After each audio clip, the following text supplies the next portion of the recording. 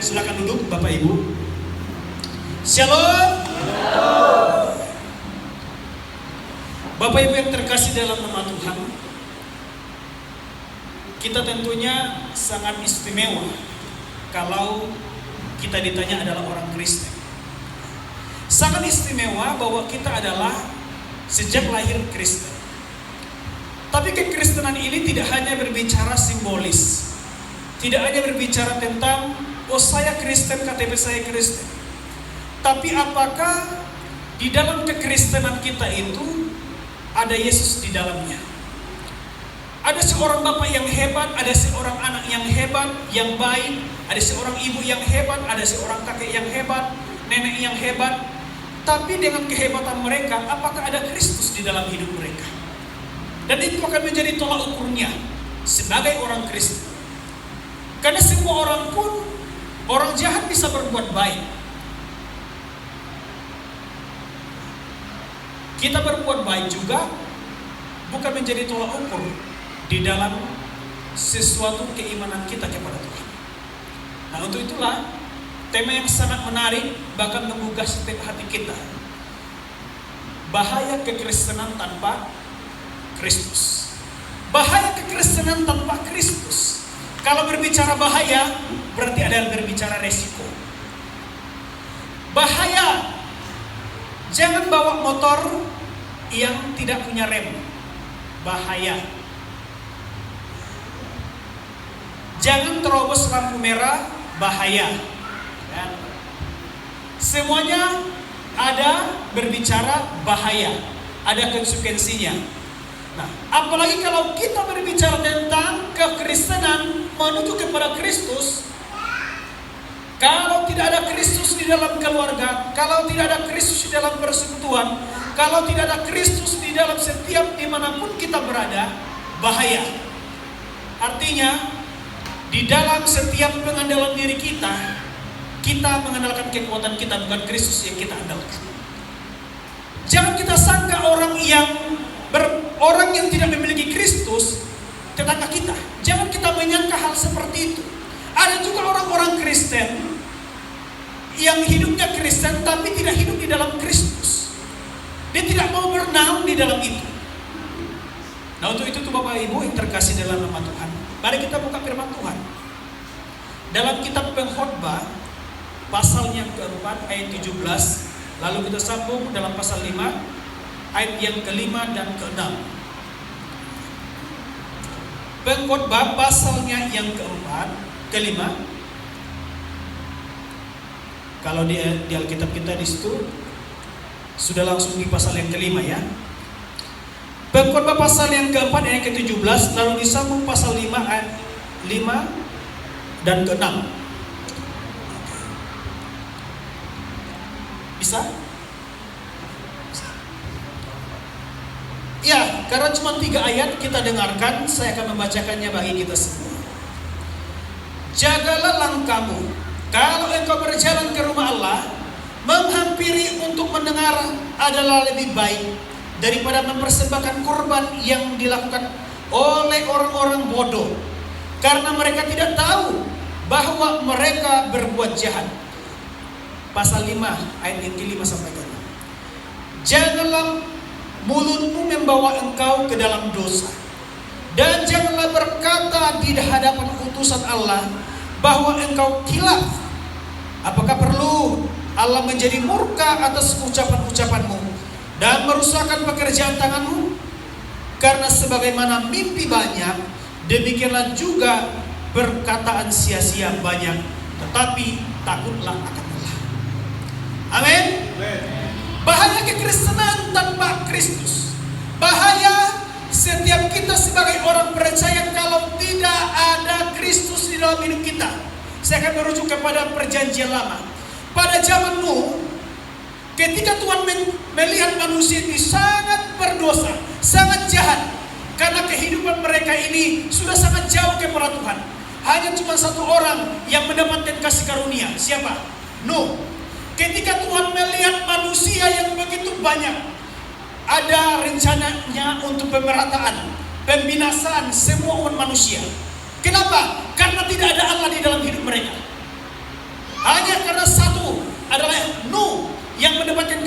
dunia.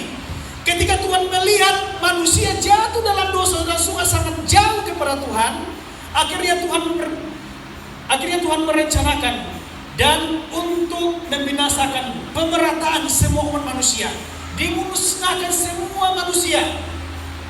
Berapa lama air bah? 40 hari 40 malam. Tuhan menyuruh Nuh untuk membuat kapal yang begitu besar, karena tidak ada Allah di dalam hidup mereka, karena tidak ada Tuhan di dalam hidup mereka. Maka dikatakan bahaya sekali kalau tidak ada Yesus, bahaya sekali kalau tidak ada Tuhan di dalam kehidupan kita. Maka terjadilah sesuatu bencana yang sangat luar biasa. Tuhan membinasakan semua manusia. Mereka masih aman kalau hujannya 1 harian, masih bisa mereka berteduh, pergi ke gunung. Tapi kalau di Medan ini jangan sampai hujan 1 hari, tenggelam Medan ini. Akhirnya kemana mereka pergi? Kemana mereka untuk menyelamatkan diri mereka? Tidak ada. Terlambat sudah. Tidak ada. Karena sudah Tuhan berikan kesempatan. Kalau penafsir mengatakan berapa lama Nuh membuat kapal Batra? 120 tahun. Ada orang mengatakan 100 tahun. Tapi kalau saya lebih jelas adalah 120 tahun. Masakan tidak ada yang bertobat 120 tahun? Begitu jahatnya manusia. Nah, zaman Nuh, ketika zaman Sodom dan Gomora ada tawar-menawar. Ketika dilihat daerah itu tidak ada yang beres, tidak ada yang bertobat, semuanya berzina. Kehidupan mereka ini saling kawin mengawin, laki-laki dengan laki-laki, perempuan dengan perempuan. Tidak ada Tuhan di dalam hidup mereka. Dan akhirnya Tuhan mengembalikan Sodom dan Gomora. Oleh karena apa? Oleh karena dosa. Setiap dosa karena tidak ada Tuhan di dalam hidup mereka. Dan akhirnya Tuhan mengembalikan Sodom dan Gomora. Seperti peperangan Hiroshima dan Nagasaki, dibom seluruhnya, masih nampak puing-puingnya. Alkitab mengatakan semuanya rata Sodom dan Gomora. Oleh kenapa? Oleh karena dosa. Ketika Tuhan murka kepada umat Israel, Tuhan menghukum mereka karena tidak ada Tuhan di dalam hidup mereka. Mereka umat kepunyaan Tuhan. Mereka adalah kebanggaan Tuhan. Mereka adalah yang sangat dikasihi oleh Tuhan. Tapi mengapa Tuhan menghukum mereka 70 tahun? Di mana? Di Babel. Mereka menjadi budak. Sebagai anak istimewa, sebagai anak kesayangan, seharusnya itu menjadi tombak sebagai perpanjangan tangan Tuhan. Tapi mengapa mereka dihukum? Karena tidak ada Tuhan. Maka saya katakan bahaya sekali kalau tidak ada Yesus. Bahaya sekali kalau tidak ada Tuhan di dalam kehidupan kekristenan kita. Akhirnya Tuhan menghukum bangsa Israel 70 tahun dan tercerai-berai. Namanya berdiaspora kemana-mana. Tapi Tuhan memiliki rencana yang indah di dalam hidup kita, supaya Dia hadir di dalam kehidupan kita ini menjadi Allah yang imanin, yang sangat dekat kepada kita, supaya tidak menjadi bahaya di dalam hidup kita ini. Bapak Ibu, seperti yang kita baca dalam pengkhotbah ini, apa yang harus kita lakukan? Gaya kekristenan kita bagaimana? Apa tindakan kita? Bagaimana sikap kita? Ini sering kita mendengarkan, hendaklah kita senantiasa takut akan Tuhan. Pengkhotbah mengatakan, takutlah akan Tuhan. Takut akan Tuhan di dalam pasal yang keempat ayat 17. Jagalah kamu sebagai orang Kristen. Jangan kita menyangka kita ini orang Kristen sudah cukup, tapi betul-betul kamu hadirkan Kristus di dalam hidupmu. Harus ada Kristus yang terus memimpin hidupmu. Roh Kudus yang memimpin hidupmu. Hadirkan itu semua, supaya senantiasa dibawa kita kepada rencana Tuhan. Tadi katakan pengkhotbah, jagalah kamu. Supaya apa? Supaya kita menuju kepada tujuannya Tuhan. Ada banyak orang yang gagal. Ada banyak orang Kristen yang gagal mencapai kepada tujuannya. Bapak Ibu, perjalanan kita dari sini sampai ke rumah, perjalanan kita bukan perjalanan tol. Ada sekali banyak rayuan-rayuannya. Ada banyak sekali godaan-godaannya. Tapi dikatakan harus betul-betul menjaga hati. Betul-betul menjaga hati. Nah, apa dikatakan pengkhotbah ini? Dalam ayat ke-17, jagalah langkahmu. Langkah kita ini menuju kepada siapa? Harus menuju kepada Tuhan. Bukan menuju kepada sesuatu yang memuaskan nafsu. Tidak. Tapi betul-betul menuju kepada langkah dan kepada Tuhan. Saya pernah mengatakan, apa bedanya kita? Kalau ada, kita ambil tiket keberangkatan pesawat jam 7.30. Kita di gereja jam berapa Bapak Ibu? Jam 9. Jam 7.30. Kalau tiket kita keberangkatan jam 7.30, di bandara kita berangkatnya jam berapa? Jam 5, supaya jangan ketinggalan pesawat, betul ya? Supaya jangan ketinggalan pesawat, kita betul-betul harus mempersiapkan langkah kita, supaya kita menuju kepada tempat yang kita tuju. Supaya jangan terlambat kita berangkat jam 5, atau kita berangkat jam 4. Lebih baik menunggu daripada telat. Lebih baik menunggu daripada kita ketinggalan pesawat. Kenapa demikian? Kita lebih cepat mencapai kepada tempat bandara itu, supaya tidak hangus, supaya kita tidak terlambat. Bukan berbicara terlambatnya, bukan berbicara tidak hangusnya, tapi undang-undang, ujung-ujungnya duit. Betul? Agak adem ya. Nah, kita harus menjaga langkah kita. Kita harus cepat-cepat datang kepada Tuhan. Ada Tuhan yang memimpin hidup kita. Saya pernah mendengar kata pepatah orang Cina, kalau kita mencapai kepada kesuksesan, kalau kita mencapai kepada tujuan, melangkahlah satu langkah dan melangkah selanjutnya. Orang memulai seperti pom bensin, dimulai dari nol ya. Melangkah dari satu, melangkah dari dua, dan melangkah seterusnya. Koridornya jelas, tidak menyimpang dia ke kiri dan ke kanan. Kenapa? Ada tolak ukur kita, takut akan Tuhan. Supaya kita ini diarahkan, betul-betul kita memandang kepada Tuhan. Bahaya sekali kalau kita tidak takut akan Tuhan. Betul, bahaya sekali. Bahaya sekali kalau kita tidak menjaga hati. Masih mendengar tentang kalimat pujian ini? Jagalah hati, jangan kau ludahi. Harus bisa menjaga hati. Kita melangkah menuju kepada Tuhan, hati dijaga. Hati ini pusat sentral. Hati ini disakiti, bisa itu meluap sampai kemana-mana, uring-uringan. Tapi sebagai orang yang takut akan Tuhan, betul-betul dijaga. Karena hati ini adalah harus terus berpaut kepada Tuhan. Nah Bapak Ibu yang terkasih dalam nama Tuhan, hiduplah takut akan Tuhan. Dikatakan lagi, jaga langkahmu, dan jaga hatimu, dan jaga ucapanmu. Nah, dikatakan dalam ayat yang kelima, jaga ucapan. Ucapan ini adalah meluap dari hati. Hatinya rusak, hatinya kecewa, akan meluap sesuatu yang rusak, akan meluap sesuatu yang tidak baik. Karena pembenaran hati inilah yang tertampung itu semua. Maka saya katakan, tidak hanya tetangga kita bahayanya kalau tidak ada Kristus. Kesombongan pun bahaya, sakit hati pun bahaya, iri hati pun bahaya di dalam kekristenan kita. Kenapa? Yesus tidak mau ada iri hati. Yesus tidak mau dengan kesombongan. Yesus tidak mau dengan sakit hati. Yesus tidak mau dengan namanya kedengkian. Yesus tidak mau namanya tidak mau mengampuni. Tapi betul-betul kita harus teladan, harus meniru teladannya Tuhan. Ketika kami renungan bersama dengan istri, pas pula pengkhotbah yang hebat, pengkhotbah yang sangat luar biasa, bukan di situ tolak ukurnya.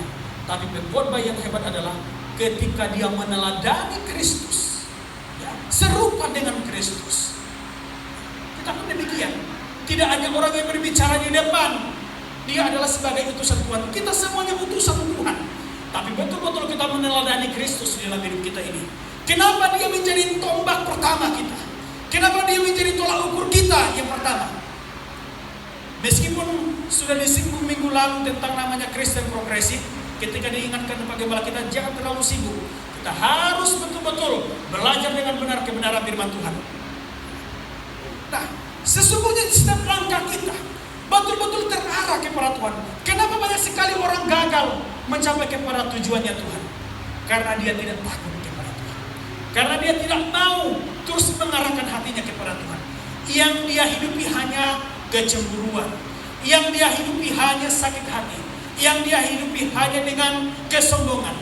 Ada orang tetangga beli kipas, dia mutar-mutar di rumahnya, tidak pernah sabar, tidak pernah senang. Makanya kehidupan kekristenan ini jangan seperti SMS, senang melihat orang susah, susah melihat orang senang. Tapi betul-betul kita harus mengarahkan hati kita kepada Tuhan. Nah, dikatakan dalam ayat yang ke-6, banyak mimpi, semuanya sia-sia. Pernah kita diingatkan oleh orang tua kita ya. Diingatkannya begini, raihlah mimpimu setinggi mungkin. Betul ya. Untuk meraih mimpi, perbanyak tidur. Setuju demikian? Enggak. Jangan terlalu banyak bermimpi, tapi butuh actionnya, tapi butuh dengan tindakannya, supaya engkau mencapai kepada tujuan. Nah, dikatakan langkah ini bukan pasif, tapi langkah ini terus menuju, terus melangkah, terus menuju kepada Tuhan. Sebagai orang yang dulu di dalam pendidikan, selamanya tidak SD, selamanya tidak SMA, selamanya tidak SMP, dan tidak selamanya perguruan tinggi. Ada step by stepnya dia akan menuju. Tapi di dalam perjalanan hidupnya, apakah Kristus itu hadir di dalam kehidupan kita? Nah, yang kedua, Bapak Ibu, yang kedua, apa tindakan kita? Bagaimana cara hidup kita sebagai orang Kristen? Kita harus mengenal yang benar dan tinggal di dalam yang benar. Kita harus mengenal yang benar dan tinggal di dalam yang benar. Di dalam Yohanes 5, 1 Yohanes 5:20 dikatakan begini, akan tetapi kita tahu bahwa Anak Allah telah datang dan telah mengaruniakan pengertian kepada kita, supaya kita mengenal yang benar dan kita ada di dalam yang benar. Dan kita ada di dalam yang benar, di dalam Anaknya Yesus Kristus.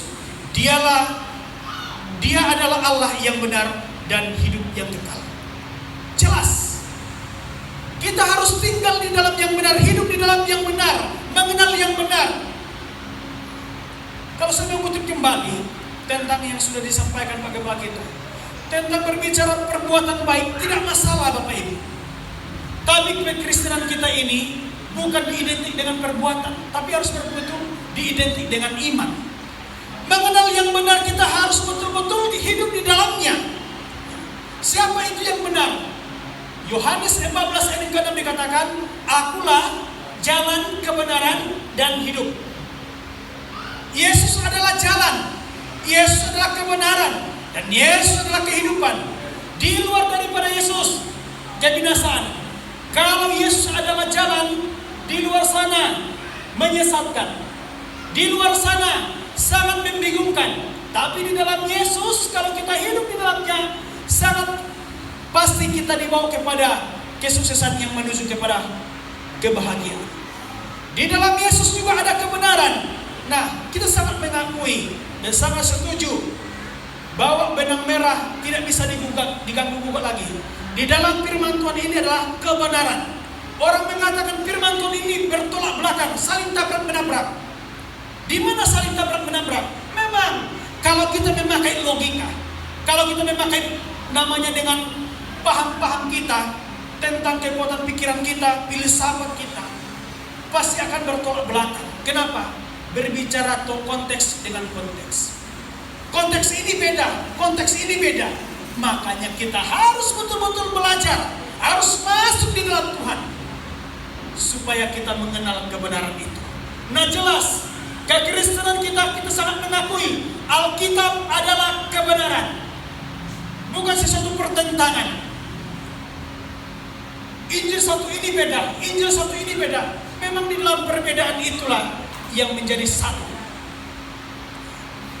Kita harus mengenal yang benar. Bapak Ibu yang terkasih dalam nama Tuhan, kekristenan kita jangan seperti dikatakan hidup padahal mati. Di jemaat Sardes dikatakan dalam Wahyu pasal 3 ayat pertama, engkau dikatakan hidup padahal mati. Engkau dikatakan hidup padahal mati. Kenapa? Orang melihat kita ini hidup, tapi yang mati apa? Kerohanian kita. Persekutuan kita jauh kepada Tuhan. hubungan kita dengan Tuhan jauh. Maka kita harus terus datang kepada Tuhan, mencintai Tuhan dengan seluruh hidup kita. Kita harus mengenal Dia yang benar, yang memberikan kita sumber kehidupan. Perbuatan baik tidak salah, tapi betul-betul harus berinti dengan iman baru kita berbuat baik. Efesus 2 ayat 8 dikatakan, sebab karena kasih karunia-Lah kamu diselamatkan, bukan karena perbuatan baikmu, bukan karena perjuanganmu, bukan karena usahamu, kamu mendapatkan keselamatan itu. Perbuatan baik Bapak Ibu, saya menggambarkan begini. Rumah saya ibaratkan adalah surga. Karena rumah saya ini yang bisa dimasuki adalah cuma anak saya. Cuma anak saya, tidak boleh ada yang lain. Karena ada hubungan bapak dengan anak. Lalu kalau anak saya pergi jauh, saya akan mencari dia sampai ketemu. Kadang-kadang ngeyel juga dipanggil anak, dia dengar-dengar. Kadang-kadang dipukul dulu rotan, supaya dia paham. Makanya kalau kita mengikuti Tuhan, kadang-kadang kita dibuat dulu sakit. Karena kita makin jauh kepada Tuhan. Kadang-kadang kita dipukul dulu. Kadang-kadang kita dibuat dengan bergumulnya luar biasa, menghadapi masalah sangat luar biasa. Kenapa? Karena kita jauh kepada Tuhan. Atau mungkin barangkali karena kita saking dekat, diuji lagi. Nah, yang bisa masuk ke kamar saya adalah cuma anak saya. Kamar saya ibaratkan adalah surga. Nah, yang bisa masuk dia cuma anak saya satu-satunya. Lalu kalau dia masuk, tak mungkin saya suruh, nak, kamu harus menyapu rumah dulu. Dari halaman, dari ruang tamu kamu harus sapu dulu sampai bersih, baru masuk kamar. Tidak seperti itu seorang bapak. Dia langsung masuk, tak perlu dia permisi, tak perlu dia untuk berbuat baik, tak perlu dia melakukan sesuatu yang sudah dibiasakan. Sekali lagi, perbuatan baik tidak salah. Nah, kalau ada tetangga saya ini rajinnya luar biasa. Nyuci mobil, bersihkan pekerangan. Lalu dia katakan, Pak, saya mau tinggal di rumah kamu. Om, gak mungkin dipanggil Bapak. Pasti Om kalau tetangga. Saya mau datang ke rumah Om lah, duduk di sini. Apakah mungkin saya izinkan dia di rumah? Di kamar saya? Tidak bisa. Nah, apa yang dia dapatkan kalau saya melihat kebaikan dia, kehebatan dia, karena dia rajin? Saya berikan dia pahala, saya berikan dia uang. Paham Bapak Ibu? Saya berikan dia dan mendapatkan pahalanya. Dia mendapatkan pujian, tapi dia tidak masuk kepada rumah saya, tidak masuk kepada kamar saya. Nah, kita sebagai orang Kristen, banggalah kita. Harus betul-betul berinti iman, baru berbuat baik. Kita harus sungguh-sungguh, karena keselamatan itulah yang membawa kita kepada perbuatan baik. Nah, Yesus adalah hidup di luar daripada kehidupan yang ada di dunia ini, kebinasaan. Kita tidak mau binasa. Kita tidak mau kehidupan kita ini sangat sia-sia, kata pengkhotbah. Nah, umur kita di dunia ini berapa tahun? Diberikan Alkitab 70 tahun. Lebih daripada itu, penderitaan dan kesukaran. Di dalam 70 tahun, seandainya mencapai 70 tahun, apakah kita hidup di dalam Tuhan atau tidak? Bapak Ibu yang terkasih, kekristenan bukan dihitung dengan usia kita berapa. Dan kekristenan kita seberapa sering kita datang ibadah. Kekristenan kita bukan seberapa banyak kita baca firman Tuhan. Tidak salah kalau kita beribadah. Tidak salah kita baca firman Tuhan. Tapi apakah betul-betul kita hidup di dalamnya atau tidak? Jadi Bapak Ibu yang terkasih dalam nama Tuhan Yesus Kristus, hiduplah kita dalam takut akan Tuhan. Kita harus mengenal yang benar dan harus betul-betul hidup di dalam yang benar. Kalau kita tidak hidup di dalam yang benar, kacau balau. Bapak Ibu, saya saksikan tentang kesaksian hidup saya ini. Waktu kehidupan saya bukan orang yang baik. Dulu saya ini kurus krempeng. Pertama, cuma saya nggak pernah saksikan. Saya adalah orang yang sangat pemakai. Kalau waktu SD belum tahu namanya ganja. Ketika sudah kenal SD kami di kampung ini harus pulau ke pulau, harus nyebrang. Nah ketika kos, nah di situ ada namanya kebertahanan hidup, melakukan yang benar atau tidak. Nah, semakin naik level, semakin kejahatan levelnya itu tinggi. Masuk kelas 7, makin mengenal namanya minum-minuman tua. Makin naik level, makin nambah juga apanya, asupan-asupan virusnya, masuklah namanya ganja. Lalu selesai itu masuk SMA, masuk pil-pil, makan obat. Dia katakan dengan obat batuk itu, obat batuk kering, itu makan pil 10 butir. Dulu saya ini bukan segabung ini, kurus krempeng waktu itu. Lalu ketika tamat SMA, bukannya bertobat dan bukannya saya udah Kristen, tapi kebinasan sudah menuju ke sana. Nah, ketika selesai itu saya nganggur, akhirnya selesai tamat SMA saya nganggur, saya belum bertobat, saya belum sungguh-sungguh. Tahun 2010, lalu saya dikasih tahu oleh pamuk saya atau bapak rohani saya. Sementara saya tidak pernah beribadah, tapi ada orang yang sangat dekat dengan saya, dikatakan cuma 3 pilihan. Kalau kamu mau bertobat, cuma 3 pilihan. Mau kuburan, mau penjara, atau mau rumah sakit. Pilih mana? Saya berpikir, mau ke rumah sakit? Ya, tidak mau. Mau ke penjara? Tidak enak juga. Mau ke kuburan? Aduh. Mana yang kita pilih? Bertobat.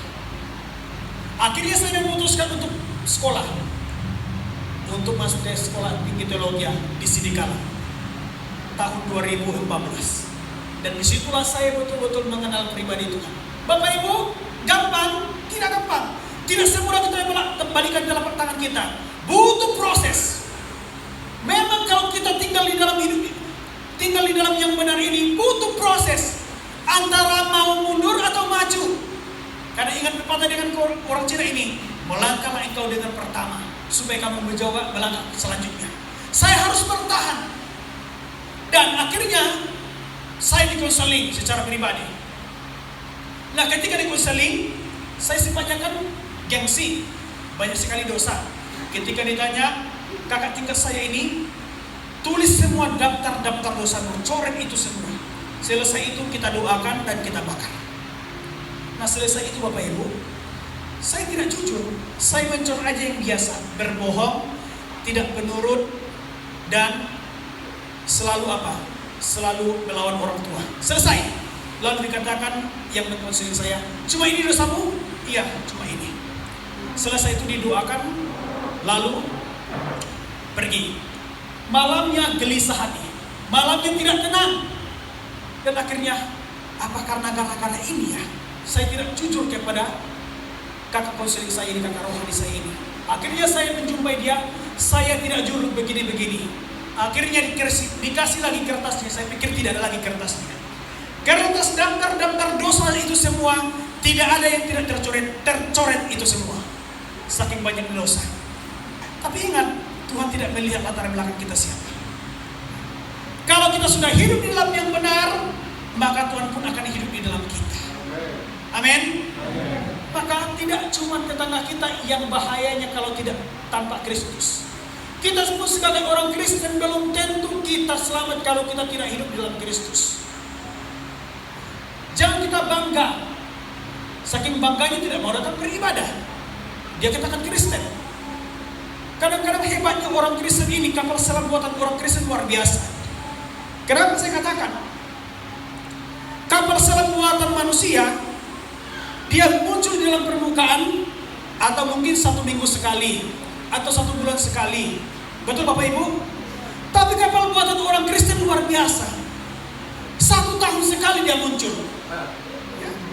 Munculnya Desember, hilangnya Januari, Februari sampai selanjutnya. Di mana keutuhan kerohanian kerohanian, maka saya katakan itu akan pasti mati. Nah, jelaslah dikatakan di jemaat Sardis, engkau dikatakan hidup padahal mati. Kita bukan demikian. Kalau kita tinggal di dalam yang benar, Bapak Ibu, sudah pasti hidup kita akan menuju kepada sesuatu yang benar. Ada seorang misionaris dari Inggris namanya David Stone. Dia pergi penginjilan untuk ke daerah Afrika. Lalu suami istrinya, anak-anaknya melarangnya, jangan ke sana Pak, bahaya sekali. Di situ itu masih suku-suku apa? Suku-suku yang sangat primitif, suku-suku yang suka makan manusia. Tidak, saya harus ke sana. Lalu sebelum dia berangkat ke sana, dia pergi ke rumah sakit untuk mengecek kesehatannya. Nah, dia untuk gigih sekali untuk pergi penginjilan. Akhirnya sampai ke sana, Bapak Ibu, tidak sampai. Sesampai dia ke sana di Afrika Selatan, di suku-suku yang terabaikan, yang masih primitif, akhirnya dia ditangkap, diikat, lalu dilepaskan ikatannya sampai mereka ke tempat mereka, tempat eksekusi, siap untuk dimakan, siap untuk dibantai. Lalu dikatakan ini David Stone ini, tunggu sebentar, ya, tunggu sebentar, saya gerakkan dulu badan saya, karena giginya ini ada gigi palsu, dicopot satu-satu, copot satu, copot dua. Semua suku-suku orang Afrika ini kaget. Kok bisa dia mencopot giginya? Kok bisa lepas? Mereka paksa mencopot gigi, mereka tak bisa. Lalu mereka menyembah dia. Engkau adalah dewa kami. Engkau adalah dewa kami. Dialah dewa yang diturunkan oleh dunia ini. Ternyata disitulah cara Tuhan menolong kita. Disitulah cara Tuhan memberkati setiap orang yang sungguh-sungguh hidup dalam yang benar itu. Bapak Ibu yang terkasih, kadang-kadang kita di dalam bahaya, tapi Tuhan tidak izinkan. Kenapa? Karena kita masih diberikan kesempatan untuk melakukan suatu pekerjaan yang baik. Negara yang paling jahat, ada beberapa negara yang ditinggali orang Kristen, termasuk negara Korea yang dikatakan dengan komunis, negara Laos yang sangat tidak suka dengan kekristenan, Afghanistan, dan juga Arab Saudi dan Irak yang dikategorikan dengan banyaknya ISIS, yang masih ditinggali oleh orang Kristen yang sangat rawan, tapi mereka tetap tinggal di sana untuk mewartakan kasih Kristus supaya mereka jangan binasa. Ya. Kita pun sebagai orang Kristen, Bapak Ibu, bahaya. Saya pernah mengkhotbahkan sampai-sampai saya tidak diberikan khotbah lagi karena berbicara tentang bahaya gereja kalau tidak memberitakan Injil. Bahaya gereja kalau tidak memberitakan Yesus di luar sana. Kalau tidak ada kalau ketutupan gereja tanpa pemberitaan Kristus, kita yang akan didakwah, kita akan diinjili. Bukan kita yang menginjili mereka. Kita tidak mau binasa. Maka dikatakan apa pesan Yesus kepada murid-muridnya? Pergilah dan beritakanlah Injil ke seluruh dunia. Siapa? Orang yang mengenal Tuhan, Bapak Ibu, bukan hanya kepada gelar pendeta, gelar misionaris, tapi kita itu semua. Karena Kristus ada di dalam diri kita, marilah kita senantiasa terus hidup di dalam Tuhan. Yang ketiga, Bapak Ibu, apa gaya hidup kita sebagai orang Kristen? Kita buka dalam Yohanes 15, ayat yang ke-5 sampai ke-7.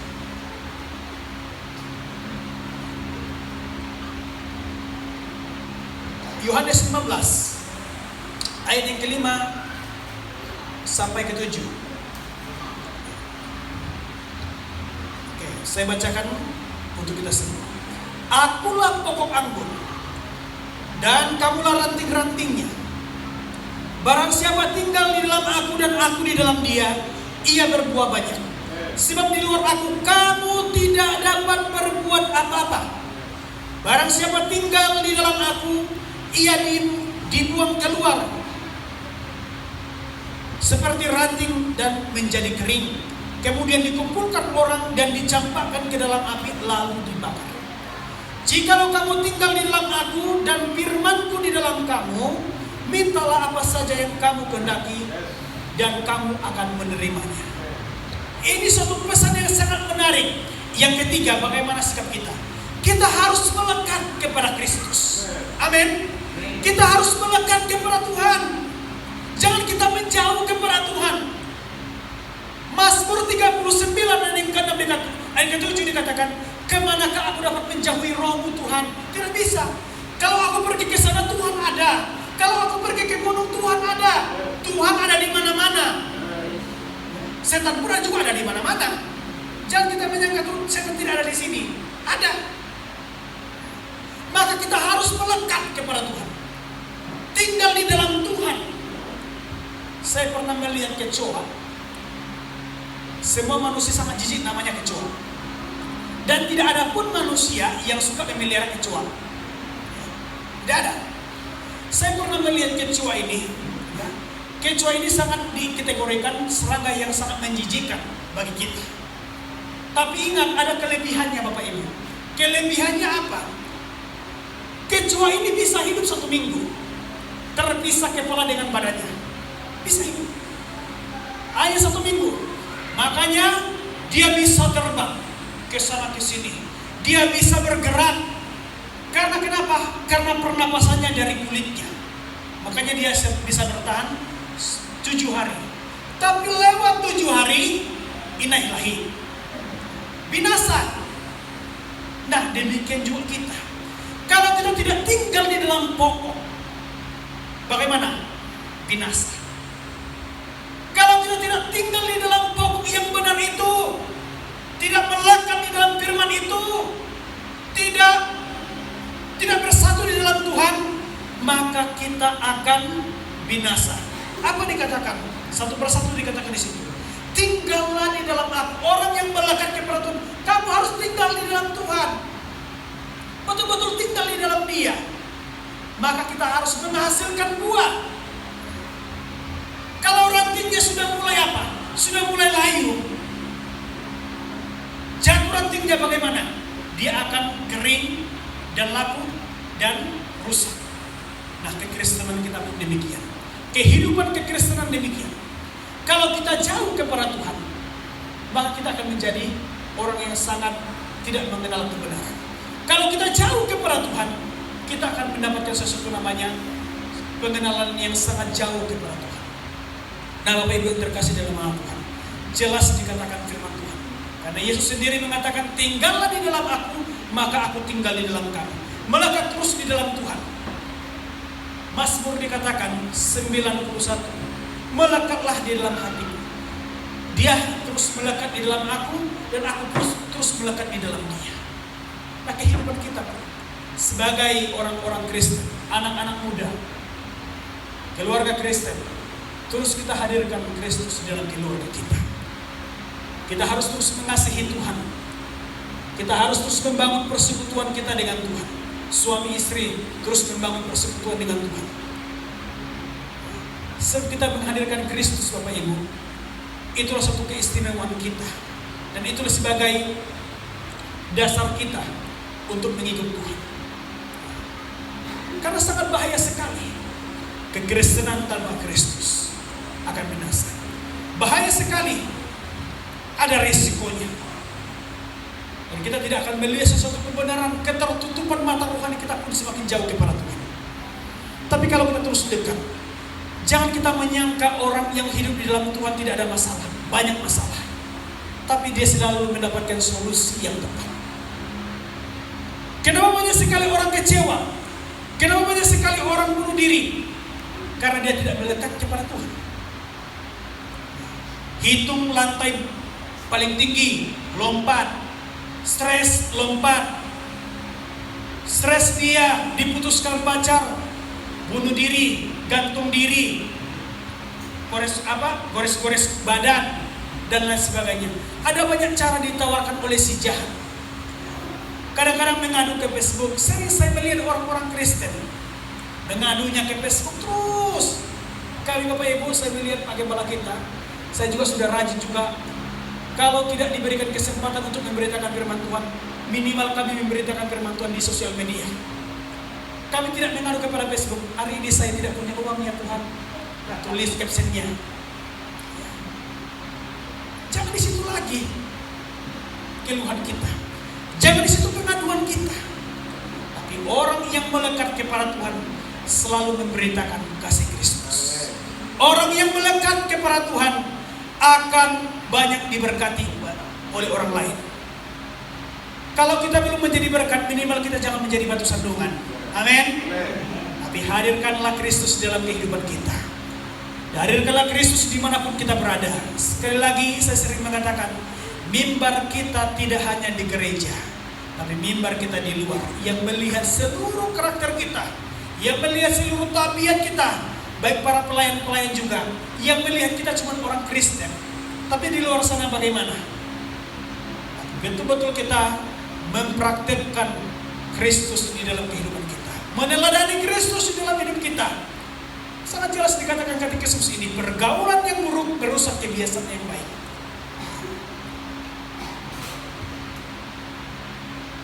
Kehidupan kita sebagai orang Kristen betul-betul senantiasa berpaut kepada Tuhan. Kiranya firman Tuhan ini yang memberkati kita. Hendaklah kita takut akan Tuhan dan mengenal yang benar dan melekatlah kepada Tuhan. Itu ciri khas kita sebagai orang Kristen. Bagi orang yang mengikut Tuhan, hiduplah terus kepada Tuhan. Saya undang pemain musik dan kita akan meresponi firman Tuhan pada siang hari ini.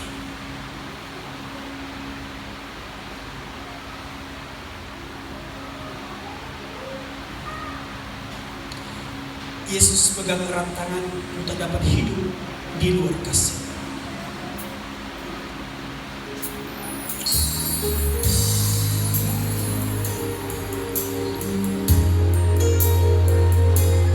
Tuhan sudah buat banyak kebaikan bagi kita.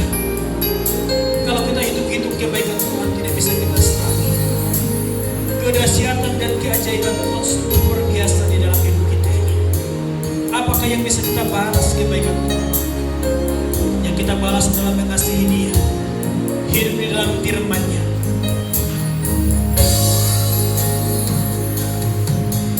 Ku hidup karena anugerah-Mu,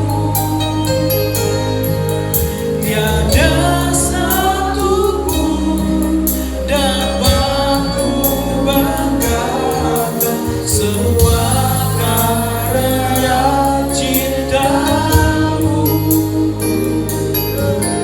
Ini hidupku, kasih-Mu mengubah hidup. Saya undang semuanya untuk pakai berdiri. Kasih-Mu mengubah hidupku, Kau memilihku, selamatkan jiwa, semua karena cinta-Mu. Ini hidupku,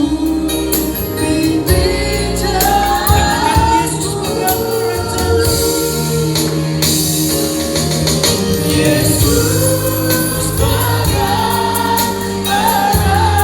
erat tanganku, ku tak dapat hidup di luar kasih-Mu. Bapa, jangan tinggalkan aku, Engkaulah rasa selamatku hidup. Bapak Ibu yang terkasih dalam nama Tuhan, engkau di luar Yesus, kamu tidak bisa berbuat apa-apa. Engkau di luar Yesus, kamu tidak akan berbuah apa-apa. Berbuah kasih, berbuah kebenaran, karena kamu tidak tinggal di dalam Tuhan. Dengan pujian ini yang mengukar setiap hati kita, ku hidup karena anugerah-Mu, tiada satu pun dapat kami banggakan.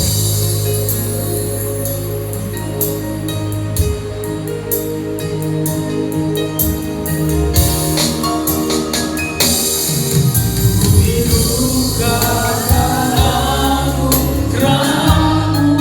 Mari renungkan setiap kata di pikiran kita. Tidak ada yang dapat kita banggakan